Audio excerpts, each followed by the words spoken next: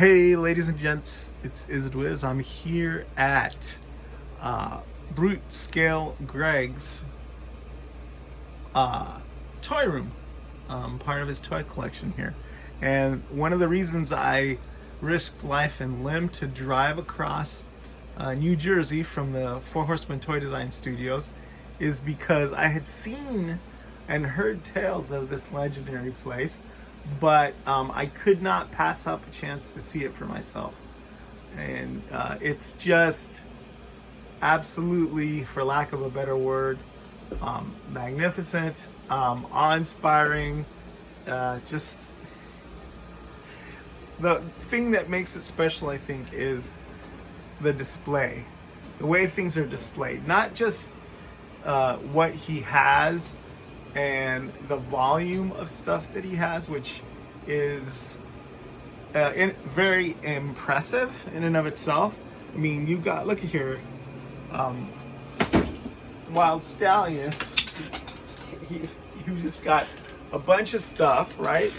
But the way, the imagination, the way it's curated and displayed is what impresses me. Look at these armies of Star Wars figures right here. He's a huge guy, I think 6'8", so that probably gives him an advantage, and so he can see all the way up to the top shelf. And here we have Star Wars. We've got Star Wars Black. There's Princess Leia, Jabba the Hutt, Han and Carbonite. I mean, obviously, just amazing.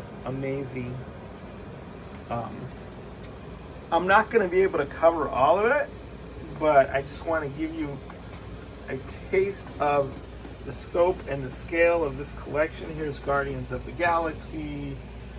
Here's the amazing Spider-Man figures.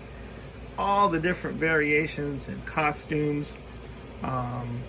These signs by I think it's DB Blake's or DJ Blake's are a really nice touch, a very classy way to jazz up your collection. Here we have Deadpool, and just a real imaginative, look at that, way of displaying all those figures. You have a little bear token up there on top of the El Güero Taco truck.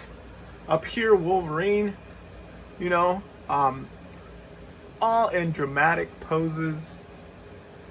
And it's not a boring static display, you know. Look at that.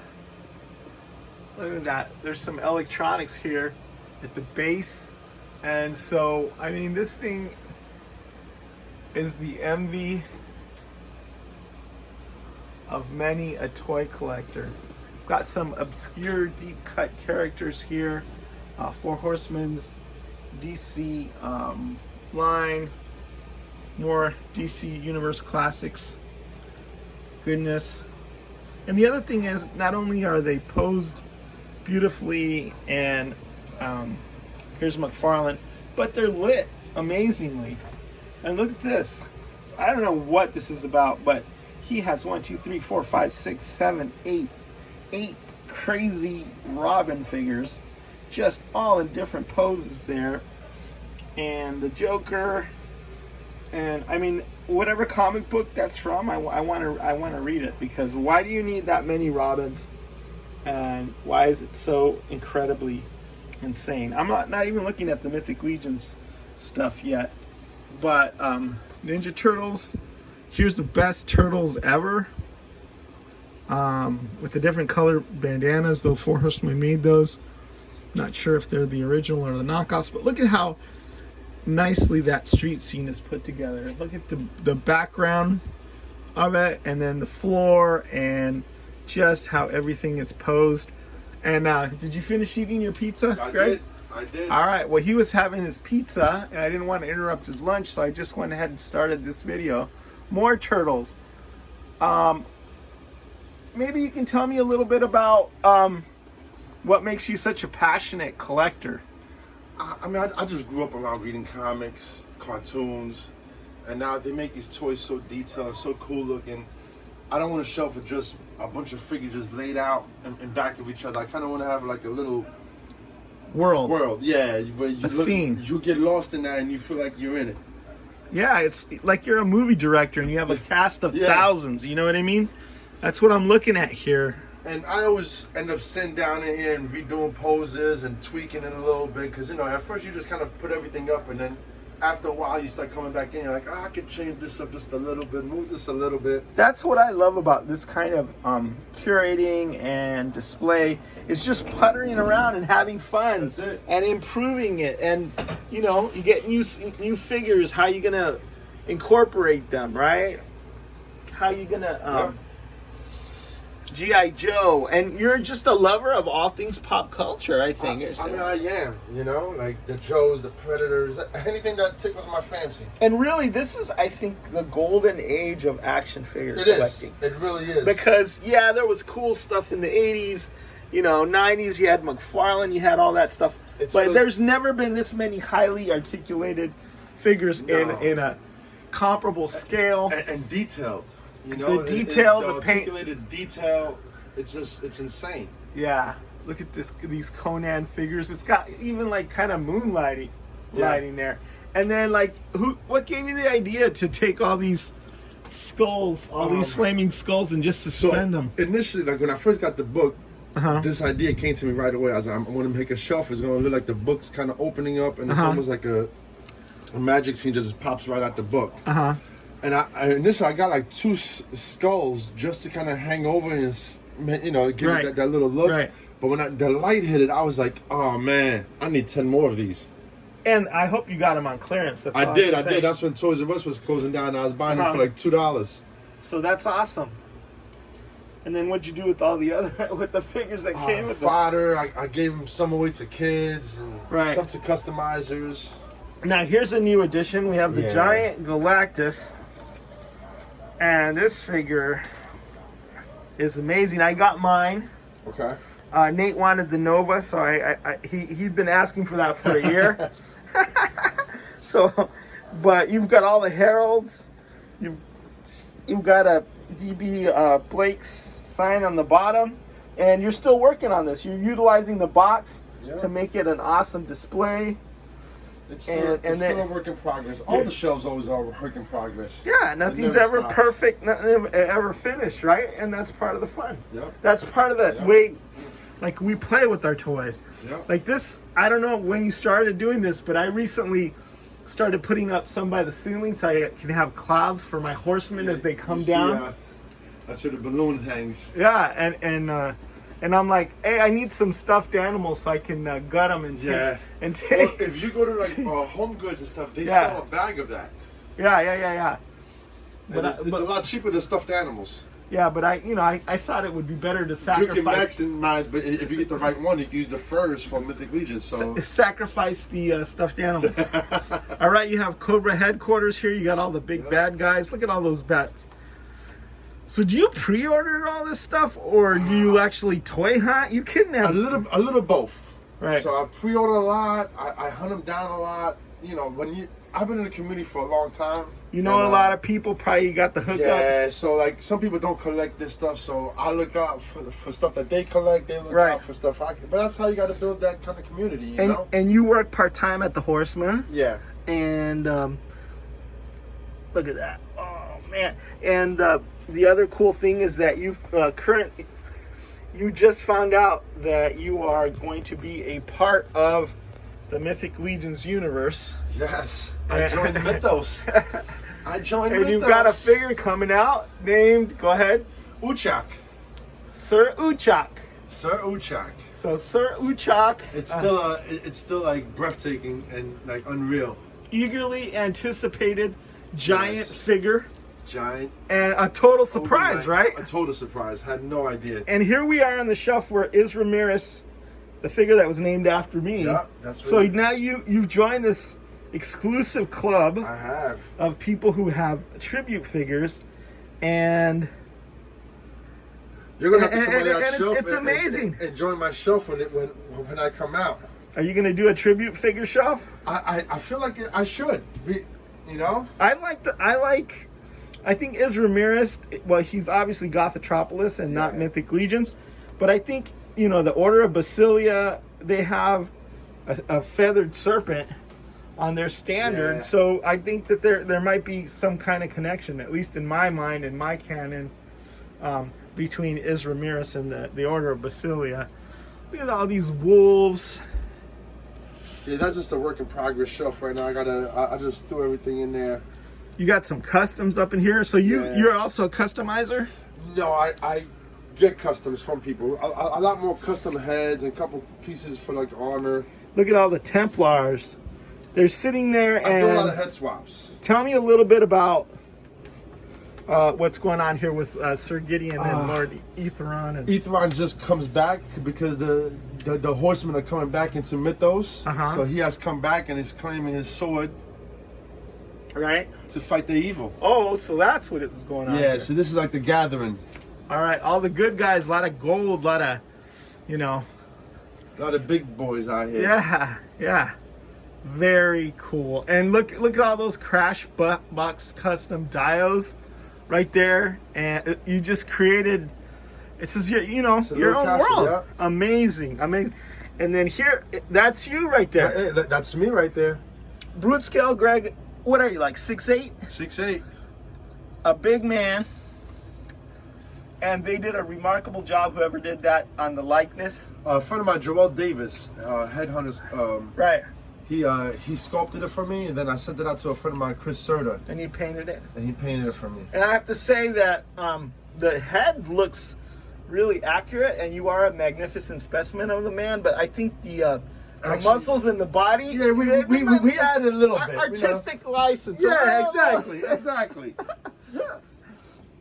Unfortunately, they don't make a slimmer ogre scale guy, so we had to, But underneath the armor, it's all accurate with Sir Ucczajk. Ucczajk. And these are the evil guys. My favorite. This is a Mythia. So man, this is crazy. It goes all the way back. All the way in, yeah. All the way in and all the way back. And you know what I think is kind of cool? Like, I've seen pictures of your stuff on Legion's Lair and all that stuff, but it doesn't show that depth in person. Well, it doesn't show that depth, but also, like, I know that you're going to reconfigure your stuff, so this is like a one-time thing. Like, you could change it up, put more flames or whatever. So before I used to have all my little goblins in here too, so that changed. I took all of them out, put them in here, but now it looks like I'm going to have a Fury shelf too. So that's a lot of the Fury clan going to leave that shelf. So you can never move. I plan on buying my house next year. When I buy my house. How long is it going to take you to pack all this stuff up and do all the display? I'll probably rent the apartment for another month after I move, just to move my collection, so it's done right. But this was my first room to set up. Right. So this was my first kind of like an experiment about the way I did the wiring, the lighting, the setup. I kind of freestyled it, It's going to take you longer to move your figures than it'll take you to move your house and everything in there. Yeah, that stuff's going to be quick. It's going to be this, but what I want to do is I want to buy a lot more of these big shelves. Right. Going forward. Let's probably just keep the details I have. I'm going to get rid of all the billies. Right. And go with the real big ones. With the depth. Yeah. Because the world, what you create is, I've never seen anything like it, man. Honestly. Honestly, and again, a lot of stuff falls, so it's, I'm not gonna take a picture of any of the stuff that falls. It's a work in progress. Except for this guy here, he seems like he's taking a nap. He's been working hard on the armor and stuff. So, and then up here, we have some turtles. You have turtles, cartoon turtles. I love the cartoon turtles. Yeah, me too. And I still have I ran out of space. NECA's been killing it with those. Yeah, they're killing with these. The signs really add a touch of class. Really pops. Yeah, totally. And then you have this big advantage, I think, because of your size. Yeah, you can put stuff up there that I would have to get a ladder and then I'd, get another concussion. But you can just stop that. No ladders for you, my friend. At least not out of garbage cans. You can just you can just reach up here.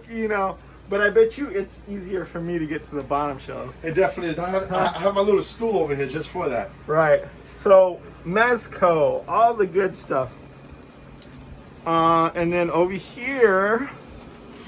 Oh, okay. Okay. We got the Transformers. Transformers. More that meets the eye. Oh man. So you see what's happening here, right? What? We're just ready for the rest of the crew to join. This is freaking crazy. I love this, man. Thank you, man. With all the, big winged creatures, that's hard to kind of set up a display for. Yeah. And this is a rooftop. And is this custom made or? So a good friend of mine, Al Figures, he makes dials. He made this for me years ago, maybe like 5-6 years. The talent in the community and all that, it's mind-boggling. All right, we have Morgulith here. You have a battle scene going on. Yeah. People are Jeltzigar's poking out a skeleton's eyeball, even though he doesn't have an eyeball. Sweet. And Magnus is just sitting back there, just watching it happen. Yeah. He's like, I'm gonna be part of the cleanup crew. That's cool. That's cool. And then the vampires down here.